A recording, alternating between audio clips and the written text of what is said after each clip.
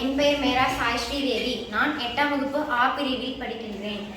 இலக்கணம் புணர்ச்சி. இரு சொற்கள் சேர்வது புணர்ச்சி எனப்படும். எடுத்துக்காட்டு: பொன் கூட்டல் வளையல், பொன் வளையல்.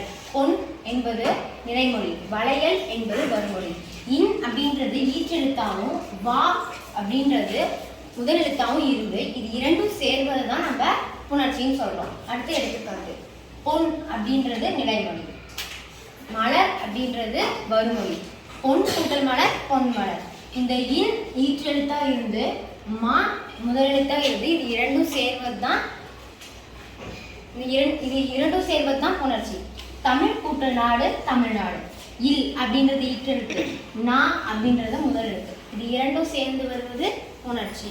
இந்த புணர்ச்சியோட வகைகள் 2 வகைகள்: இயல்பு புணர்ச்சி, விகார புணர்ச்சி. இயல்பு புணர்ச்சி. பொன் எடுத்துக்காட்டு: பொன் கூட்டல் மாலை, பொன் மாலை. இதுல எந்த ஒரு மாற்றமுமே இருக்காது. இது இயல்பா புணர்வதனால இது எந்த மாற்றமே இல்லாம இது இயல்பு புணர்ச்சின்னு சொல்லப்படுது. அடுத்தது விகார புணர்ச்சி. விகாரம் அப்படின்னாலே மாற்றம். இது 3 வகைப்படும்: தோன்றல், கெடுதல், திரிதல். முதல்ல தோன்றல் பற்றி பார்க்கலாம்.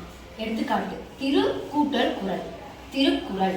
இங்க இக்கு அப்படின்ற ஒரு எழுத்து புதுசா தோன்றி இருக்கு. இப்ப இதை உச்சரிக்கும் போது திருக்குறள், இங்க இக்கு சேர்ந்து தோன்றதுனால இதை தோன்றல்னு சொல்றோம். அடுத்து கெடுதல். மரம் கூட்டல் வேர், மரவேர். இதை மரம் வேர்னு அப்படியே எழுத முடியாது, ஏன்னா இந்த இம் இங்க கெட்டு மரவேர வந்திருக்கு, இதனால இதை கெடுதல்னு சொல்லணும். அடுத்தது திரிதல். இதோட எடுத்துக்காட்டு: பல் கூட்டல் பொடி, பற்பொடி. இதை பல்பொடின்னு எழுத முடியாது, ஏன்னா இங்க இந்த எழுத்து இங்க இரா மாறி இருக்கு.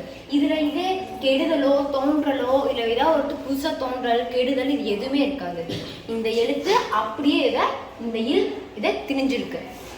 இரா மாறி பற்பொடின்னு கொடுத்துருக்காங்க. இன்னைக்கு புணர்ச்சியோட வகைகள் பார்த்தோம், இலக்கணம் புணர்ச்சி பத்தி பார்த்தோம். நன்றி.